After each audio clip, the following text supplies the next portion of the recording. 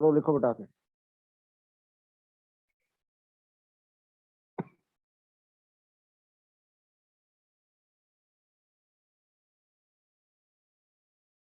चलो बेटा देखो, ऑक्सीडेशन स्टेट।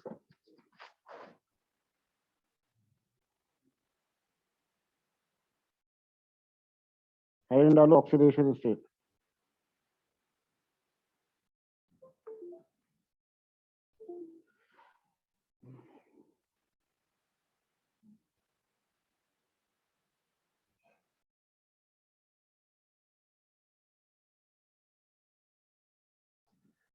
तो बेटा क्या खास बात होती है, ट्रांजिशन मेटल जो होते हैं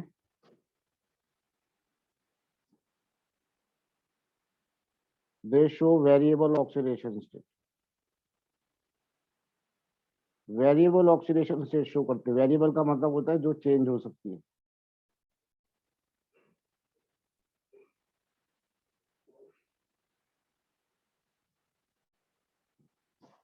वेरिएबल का मतलब है जो चेंज होती है। जैसे MnA +2 भी दिखा रहा है, +4 भी दिखा सकता है, +5 भी दिखा सकता है, +7 भी दिखा सकता है। तो ये चेंज हो रही है, इसलिए इसे वेरिएबल ऑक्सीडेशन स्टेट कहते हैं। तो शक्ति वक्र में फैको निकुंजन। तो स्कैंडियम +3 दिखा रहा है, टाइटेनियम 2 3 2 3 4 5 2 3 4 5 6 तक दिखाता है। 2 3 4 5 6 7 भी दिखाता है। क्या हुआ बेटा, Fe दिखा रहा है 2 3 4 5 6 तक। कोबाल्ट दिखा रहा है 2 3 4 5 6 तक। निकल दिखा रहा है 2 3 4। कॉपर 1 2 और जिंक 2। ये लिखो बेटा।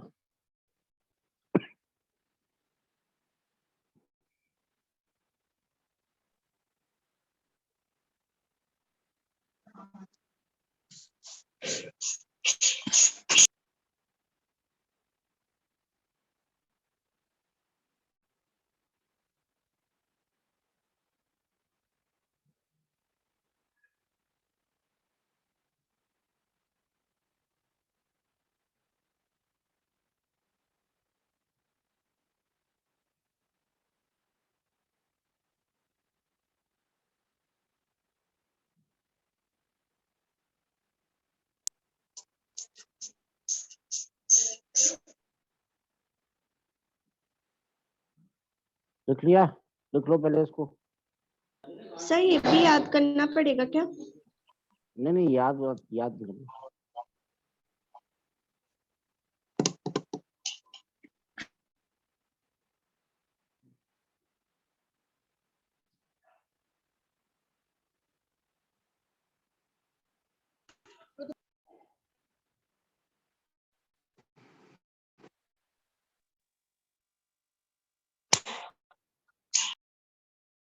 यस सर लिख लिया।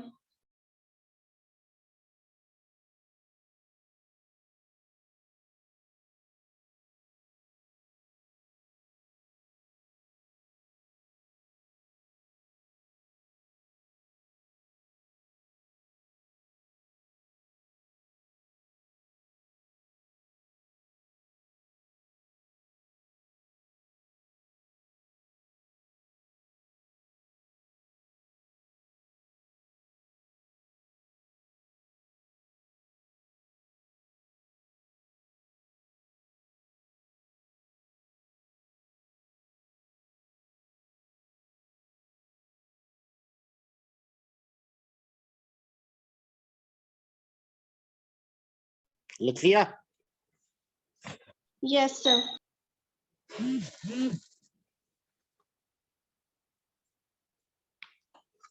नोट हो गया बेटा? Yes sir. Yes sir.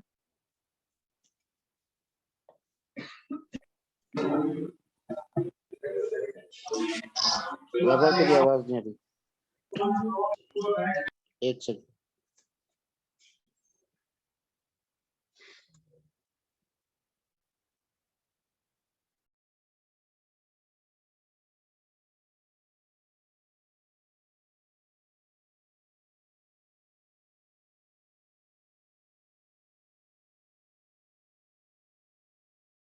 ऐसा कराओ ना आगे।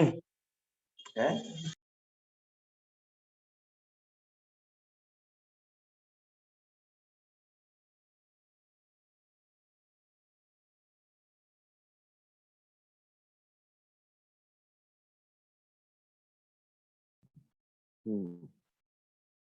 चलो बेटा, कोई भी बच्चा बता सकता है कि ऐसा क्यों है?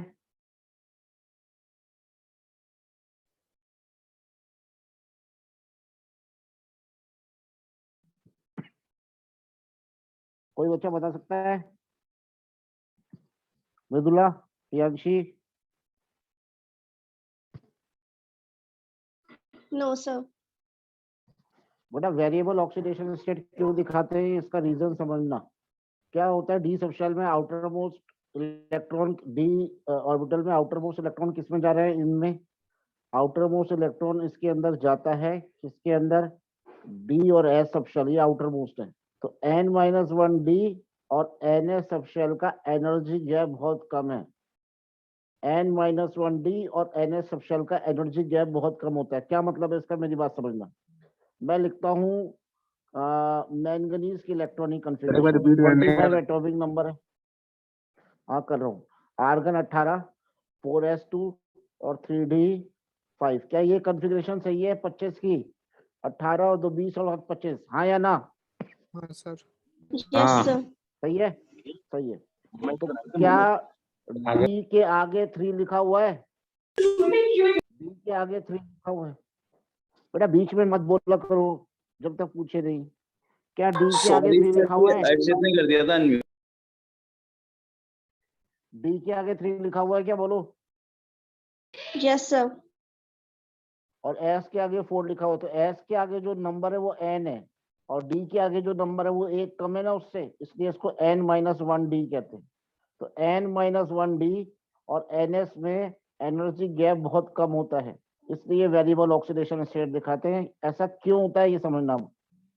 आप ये देखो सोडियम, क्या इसकी इलेक्ट्रॉनिक कॉन्फ़िगरेशन ये है 281, हाँ या ना बोलो? यस हाँ सर। सर। जैसे ही मैंने इस इलेक्ट्रॉन को बाहर निकाला, सपोज मुझे 10 इलेक्ट्रॉन वोल्ट एनर्जी देनी पड़ी, और जैसे ही इलेक्ट्रॉन निकल जाएगा अगला इलेक्ट्रॉन मैं यहाँ से निकालूंगा, ये सेकंड शेल में है, स्टेबल कॉन्फ़िगरेशन है, तो बहुत ज्यादा एनर्जी देनी पड़ेगी, 40। यानी 10 और 40 कितने, 4 गुना का फर्क हो गया। पर होता क्या है मैंगनीज में, मैंगनीज में आपने इलेक्ट्रॉन निकाला 4s में से, तो 10 इलेक्ट्रॉन वोल्ट देनी पड़ी, और 3d में से निकालोगे तो 11 इलेक्ट्रॉन वोल्ट देनी पड़ी। तो एनर्जी गैप ज्यादा है या बहुत कम है? सर कम ज्यादा है। है। कम है। तो जब एनर्जी गैप कम होता है तो आराम से आप लोग इलेक्ट्रॉन निकाल सकते हो। जो 10 रुपए दे रहा है वो 11 भी दे सकता है, पर 10 वाला 40 नहीं दे सकता। तो बाकियों में एनर्जी गैप बहुत ज्यादा होता है, डी ब्लॉक के एलिमेंट्स में एनर्जी गैप बहुत कम होता है। तो यहाँ से भी इलेक्ट्रॉन निकलता है, +1 हो जाता है, यहाँ से निकल जाएगा +2, और निकल जाएंगे +3। तो बहुत सारी ऑक्सीडेशन स्टेट ये शो करते हैं। तो नोट डाल के लिखो, ऐसे लिख लो, क्वेश्चन लिख लो, why transition metals show variable oxidation state. क्यों ऑक्सीडेशन स्टेट शो करते हैं वेरिएबल? बिकॉज ऑफ, तो समझ नहीं आया, आपने रिपीट नहीं करा, एक बार रिपीट करो ना ऊपर वाला। बेटा अभी करा तो सही है, तुम मुझे बता, अभी बताता हूँ, पहले ये लिख ले, very less energy gap. Sir इसकी रिकॉर्डिंग मिल जाएगी ना? हाँ, n-1 D and NS subshell.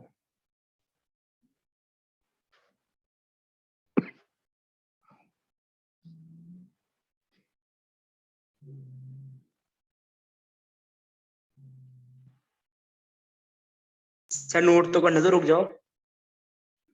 तो यही तो नोट करना है, बाकी क्या नोट करना है, ऊपर तो कुछ है नहीं। देख भाई उत्कर्ष, सोडियम का एटॉमिक नंबर कितना है? 11 है।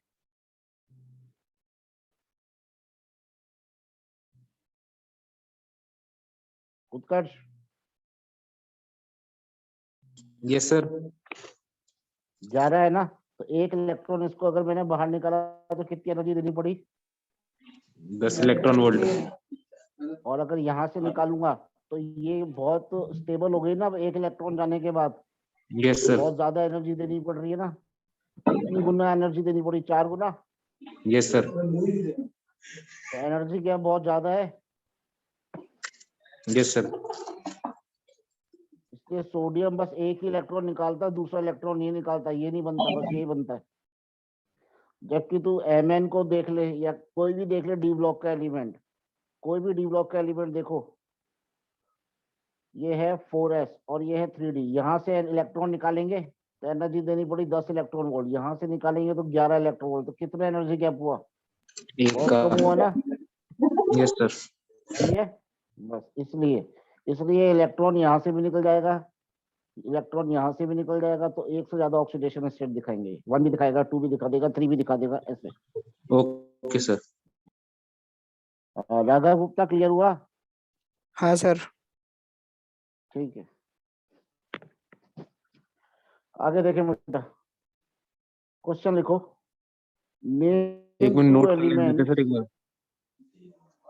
बेटा क्या चीज नोट कर रहा है मुझे ये तो बता दे, ये नहीं एक नोट मिनट करता।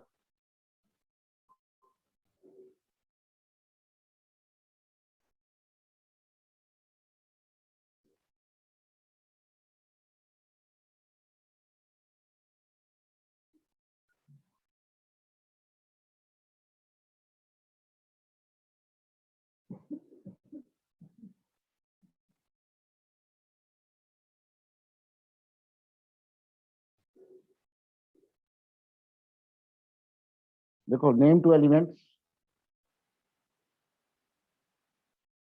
in first transition series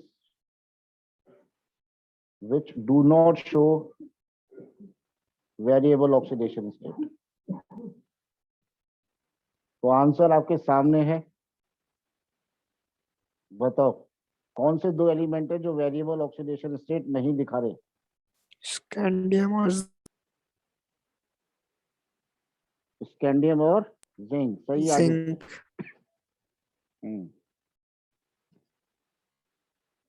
लिख लो, स्कैंडियम एंड जिंक। सर हाँ, सर मीटिंग में किसी ने अपना नाम बहुत गंदा लिखा हुआ है। लिख, किसका नाम? सर सेकंड नंबर का नेम पढ़िए। अरे बेटा ये नाम वाम हटा दो यार, मैं ऐसे रिमूव करूंगा तुम्हें क्या मतलब है यार। चलो ठीक है, नेक्स्ट देखो, नेक्स्ट देखो बेटा। ये पढ़ रहे था ऑक्सीडेशन स्टेट, इसके बाद अब देखो एक क्वेश्चन लिखो।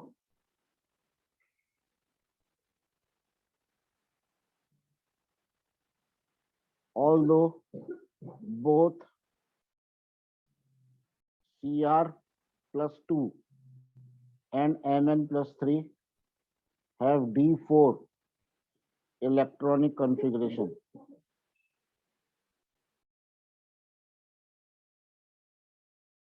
yet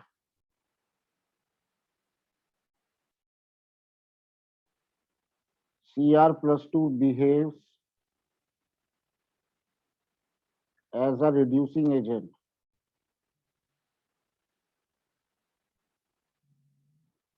while Mn plus 3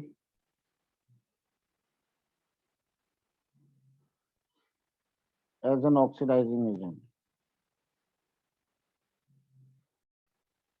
ये देखिए,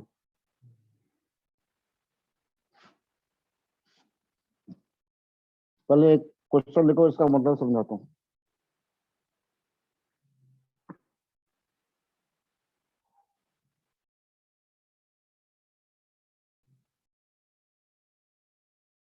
अच्छा, एक बेसिक चीज तो पता होगी आप लोगों को कि Cr प्लस 2 अगर Cr प्लस 3 पे गया तो ये ऑक्सीडाइज हुआ है, 2 से 3 गया तो बड़ा है ना, ये ऑक्सीडेशन है ना ये। और जिसका ऑक्सीडेशन होता है Cr प्लस 2 का ऑक्सीडेशन हुआ तो वो रिड्यूसिंग एजेंट है। Mn प्लस 7 से Mn प्लस 2 गया है तो ये क्या हुआ है, 7 से 2 कम हुआ है, तो ये रिडक्शन है, और जिसका रिडक्शन होता है वो ऑक्सीडाइजिंग एजेंट होता है। ये साइड में लिख लेना, जिसका रिडक्शन होता है वो ऑक्सीडाइजिंग एजेंट होता है, और जिसका ऑक्सीडेशन होता है, ऑक्सीडेशन यानी बढ़ना, तो 2 से 3 ये है Cr, बढ़ रहा है, ऑक्सीडाइज हो रहा है, तो रिड्यूसिंग एजेंट है। Mn 7 से 2 गया है, रिड्यूस हुआ है, तो ऑक्सीडाइजिंग एजेंट।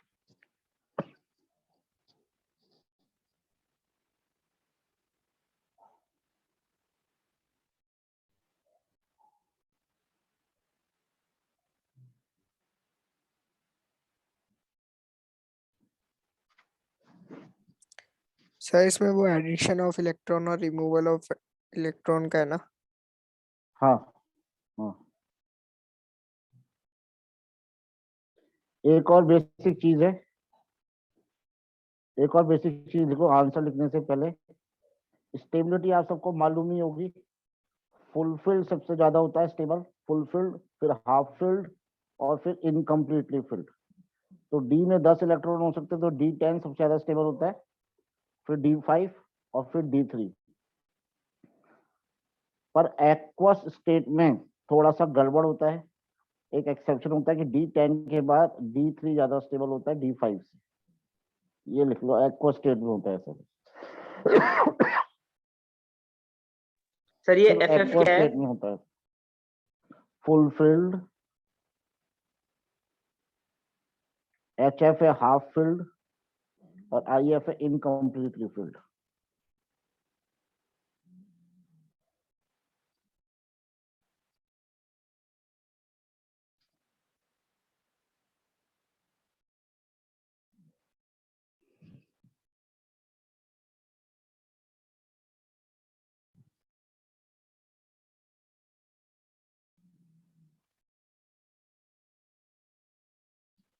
लिख लिया ये?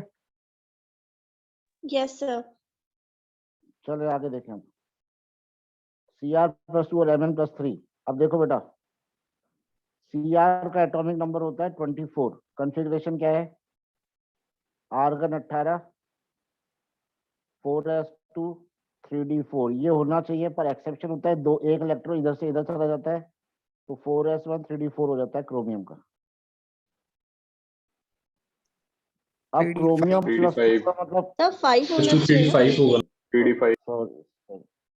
अब क्रोमियम प्लस 2 का मतलब क्या है, 2 इलेक्ट्रॉन निकालेंगे, तो 2 इलेक्ट्रॉन निकालेंगे तो 4s में से चला गया एक, और एक यहाँ से चला गया 3d4।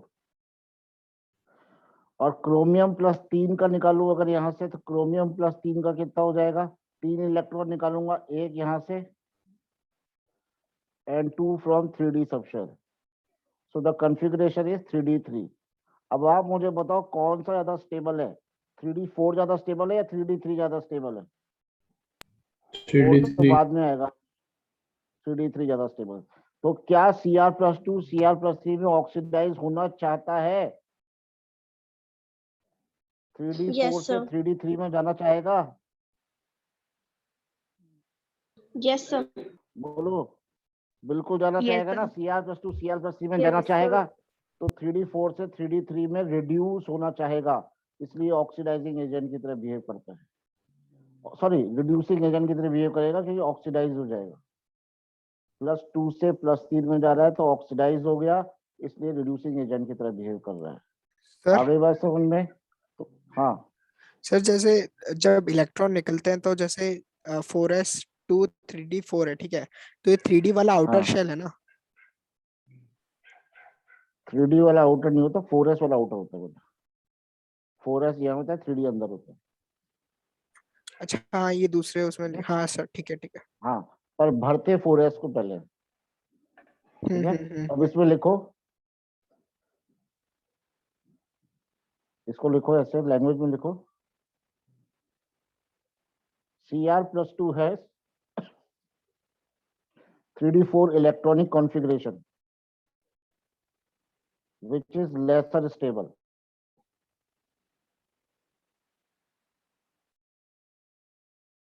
as compared to, किससे कम स्टेबल है, D3 से। 3d3 electronic configuration in Cr+3।